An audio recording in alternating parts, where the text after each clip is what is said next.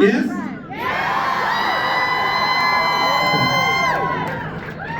So this next song is called 30 Somehow. And this song, if it's okay, it's just gonna be me and you guys for this one.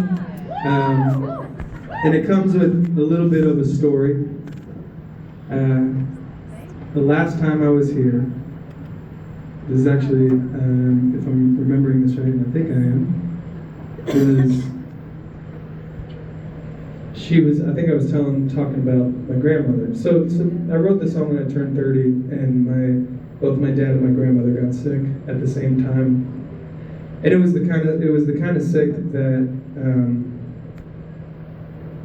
it was the first time in my life that someone that I was really, really close with, two people, they both got cancer, and it just like,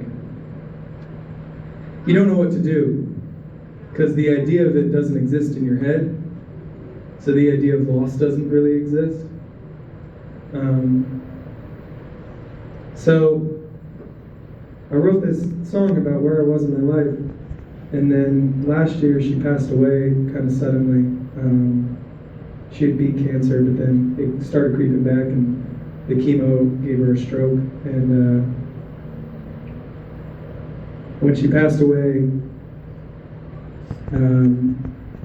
a lot of people told me that I would talk about her at shows. I like talking about her at every show that I can, but a lot of people at shows would tell me that she's always with you. And when people say that, I'm gonna tell you, I think it always comes from a good place. But when someone comes up to you and says she's always with you, and I can't fucking hold her, and I can't talk to her, and I can't call her, you really want to go bullshit. And I think that's part of grief, though. That's part of grief is you get mad, you get angry, and I was so mad because she was one of my best friends. So it was Christmas time this year. My grandma did Christmas like a motherfucker. Like she did Christmas, and she left me all her Christmas things because she knew how single I was.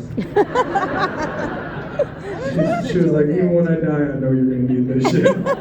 We'll set up the little villages, and I did. I was home, and I was like, I'm a Bullies fan.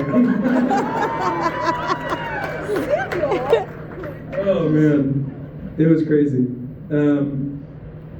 So I set up Christmas, and my family came up to my house for Christmas, and we all have that mentality of like, she's always with us. Fuck you. I don't feel her anymore. She's gone. I don't feel her. And at Christmas, this is how I'm processing all of this, by the way, guys. We're all there, and we're all doing the fucking thing, and it was the first holiday without her, and we all just. It's weird. It's that ghost Lynn thing, you know. You just think you always hear her in the other room. You always hear her telling a story or making coffee, and that's what it feels like. It feels like when someone passes away, they're there, but they're just in the other room. But it's very fucking upsetting. It's frustrating. So we did Secret Santa, and me and my sister went to this antique store, and my sister got this hand-painted calendar from the 1930s.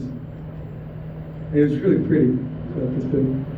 And every page had the month, and then it had like a vista painted. Trust me, this means something. I'm not selling you calendars.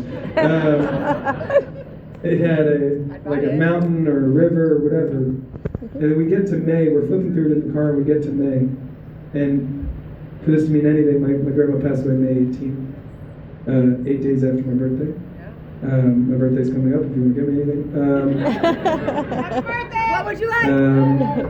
And the other thing to know is that my grandmother worked really hard her entire life, very hard, harder than anyone I know. And she scrubbed toilets and cleaned houses, and I've cleaned houses with her. I cleaned houses with her my whole life. 8 years old, pushing a vacuum around some apartment in Boca Raton. And the people would come home and be like, is that legal? And she'd be like, you stop asking questions. Sammy, get in the corner. And she would save up all her money, and she would go traveling.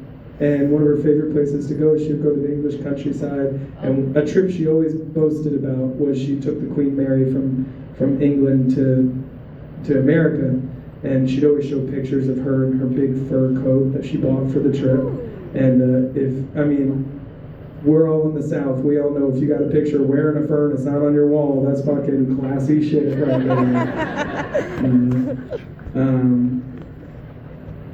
So just know that. Just know that.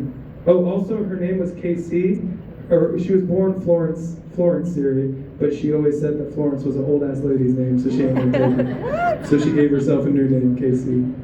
So we get to May on this calendar, and there's the English countryside.